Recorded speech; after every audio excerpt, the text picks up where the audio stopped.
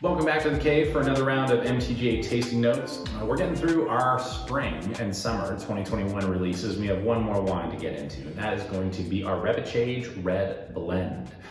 This is something that it's been a fun wine to add to the lineup. As some of you may remember, we started making this in 2018. This really kind of followed suit with our Cabernet program as we were getting that up and running. And Repechage, it's a term that I learned during my rowing career in college. It's something that's used a lot during the Olympics and a lot of tournaments. And the repechage is typically a second chance competition. It's when you don't automatically qualify in an opening heat for a semifinal or a final. You go into the repechage and you have a chance to, in essence, compete again. And if you do well in that, you can kind of bounce back up into the next bracket.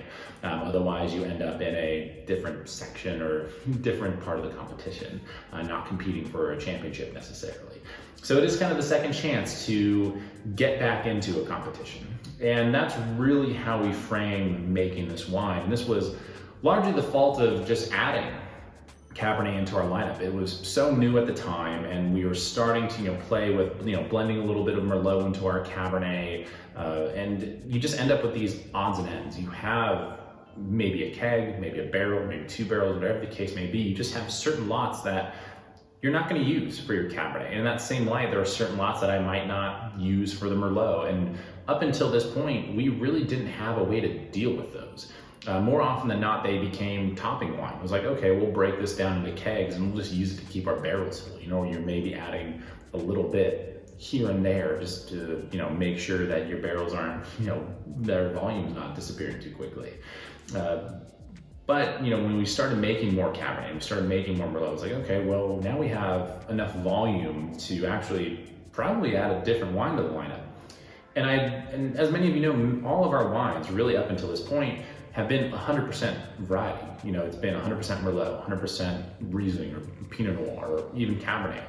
And that's been something that I didn't want to change. I wanted to play around with blending a little bit more and say, okay, if we have these lots that say aren't going to fit into other parts of our program, can we craft those lots in a way that would allow them to play nicely together and make sure that we can utilize them? And that's really how the Repechage was born, is we had these little bits of Merlot and Pinot Noir laying around. We said, hey, let's not just use this for topping wine. Let's not dump it down the drain. Let's actually see if we can push these lots in a direction to get them to play well with one another. So this is, along with the Cabernet program, this has very much been kind of our R&D department. It's like, okay, where do we want our red blend to play?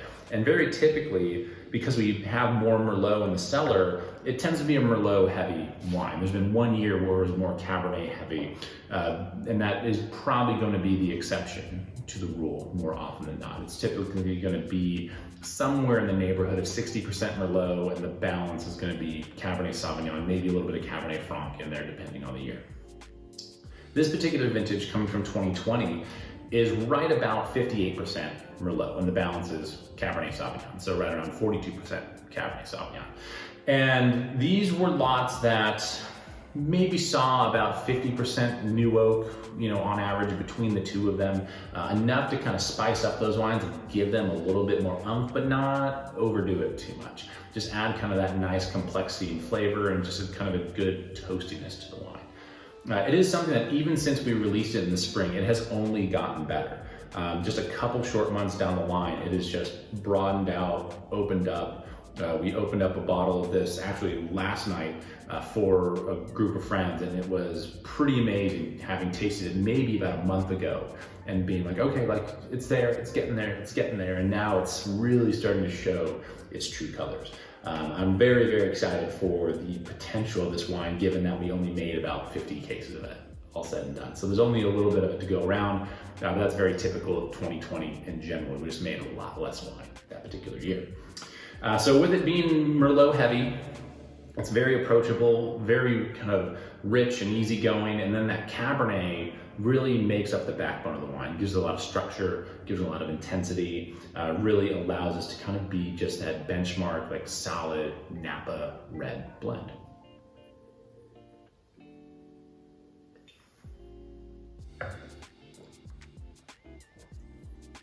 And the best way I can probably describe this, even like the 2019 before it, they're like brambly. Think of like fresh blackberries, raspberries.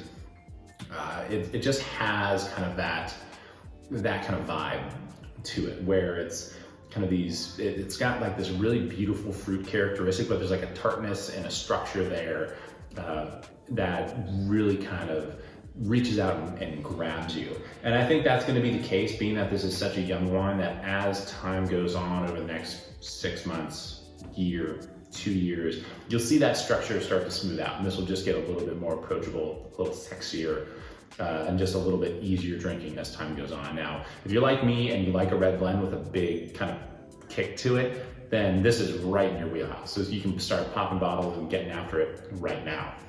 But if you do like your red wines to be a little smoother, a little easier going, give it a little bit of time. It's smoothed out beautifully right now, or if you enjoy it with a little bit of food, sometimes that will go a really long way and really the overall enjoyment of this wine as well. You know, as is tradition, you know, with any of our wines, we try and make sure that they are approachable when they're released. That way we can say, hey, once they arrive at your doorstep, you can start popping bottles and getting into them. You don't need to wait.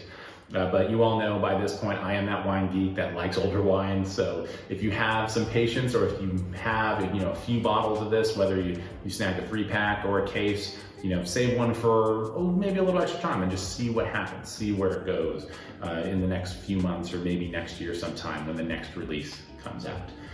This has become such a fun wine to make, because it's when I get to be a mad scientist. I get to sit down with a bunch of graduated cylinders and beakers and glassware, and I get to sit there and just measure out proportions and kind of figure out what this is going to be each and every year. It's a true puzzle that I get to play with, and I love tinkering with it, because it's amazing how much a percent or two a difference will make from one iteration to the next. So it's a blend that is going to be a little bit different every year with those percentages, but those percentages change largely so we can keep this wine as consistent as possible. That's what red blends are all about, is that you can adjust those percentages based on what you're getting from the vineyard, and say, okay, you know, when we're blending the 2021, we can look back at the 2020 and say, okay, here's where this ended up. Let's taste that. Now, how do we get as close to that as possible, given what we have from this new batch of wines that's coming down the pipeline? So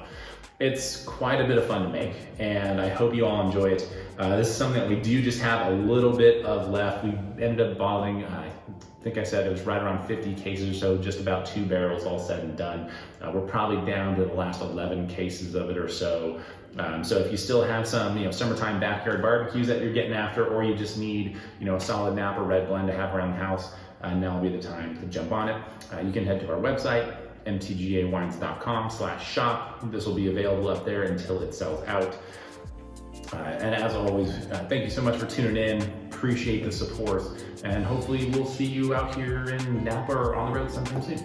Take it easy.